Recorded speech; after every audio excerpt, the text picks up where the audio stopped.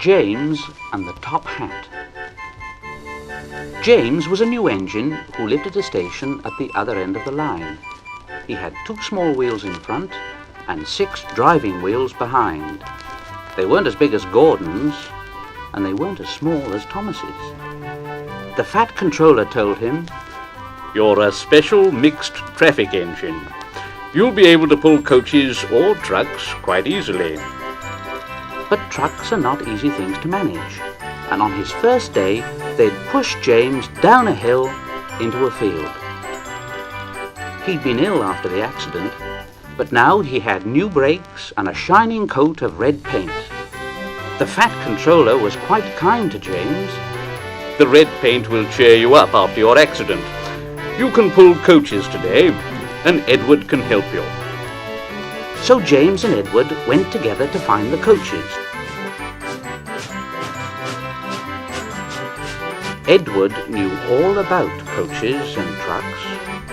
"Be careful with the coaches, James. They don't like being bumped. Trucks are silly and noisy. They need to be bumped and taught to behave, but coaches get cross and will pay you out." They took the coaches to the platform and were both coupled on in front. The fat controller, the station master, and some little boys all came to admire James's shining rods and red paint. James was so pleased. "I'm a really splendid engine. I'm so excited.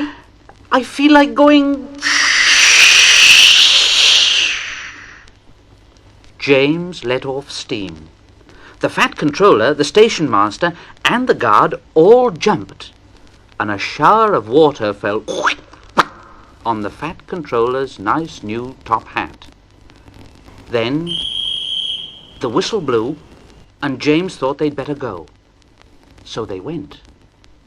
"Go on, Edward! Go on, Edward! Don't rush!" Edward didn't like starting quickly. Neither did the coaches. "Don't go so fast, don't go so fast, don't go so fast, don't go so fast." But James didn't listen. He just wanted to run away before the fat controller could call him back. He didn't even want to stop at the first station. And Edward had to say, James, stop at once." Even so, 2 coaches in front were beyond the platform before they stopped, and they had to go back to let the passengers out. Lots of people came to look at James, but as no one seemed to know about the fat controller's top hat, James felt happier. Presently, they came to the junction where Thomas was waiting with his 2 coaches. Thomas was pleased to see James. "Hello, James. Feeling better?" "I can't stop. I don't know what that fat controller would do without me to run his branch line." Ta-da! Edward and James pulled away from the jungle. They passed the field where James had had his accident. The fence was mended, and the cows back again. James whistled at them, but they paid no attention. On went James and Edward, through Edward's station yard, and they started to climb the hill beyond. "It's ever so steep." "I've done it before." "It's steep, but we'll do it." And the 2 engines puffed together as they pulled the train up the long hill.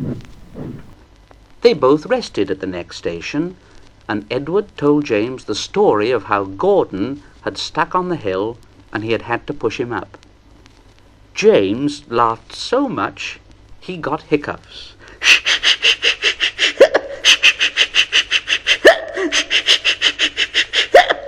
James got quieter in his shed that night. He had enjoyed his day, but he was a little afraid of what the fat controller would say about the top hat.